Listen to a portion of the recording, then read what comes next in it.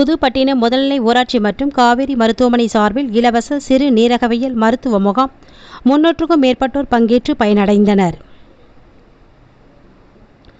செங்கல்பட்டு மாவட்டம் புதுப்பட்டினம் முதல்நிலை ஊராட்சியும் சென்னை காவேரி மருத்துவமனையும் இணைந்து புதுப்பட்டினத்தில் இலவச சிறு நீரகவியல் மருத்துவ முகாமினை நடத்தியது.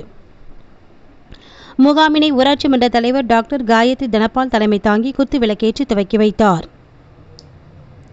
முகாமில் சிறுநீரக கல் பரிசோதனை, சிறுநீரக செயல்பாடு, சிறுநீரக செயல் இழப்பு போன்ற பரிசோதனை மேற்கொள்ளும் விதமாக இரத்த அழுத்தம், சர்க்கரை, உப்பு, புரதம் தொற்று கண்டறிதல், சிறுநீரக செயல்பாடு திறன் கண்டறிதல் உள்ளிட்ட பரிசோதனைகள் மேற்கொள்ளப்பட்டன.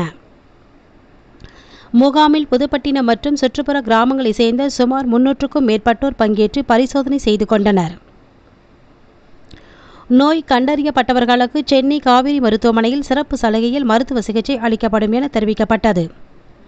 மருத்துவமனையின் சிறுநீரகவியல் துறை தலைவர் மருத்துவர் முத்துக்குமார், துறையின் இணைத் தலைவர் கார்த்திகேயன், முகாம் ஒருங்கிணைப்பாளர் சொக்கலிங்கம் உள்ளிட்ட மருத்துவ குழுவினர் பங்கேற்றனர்.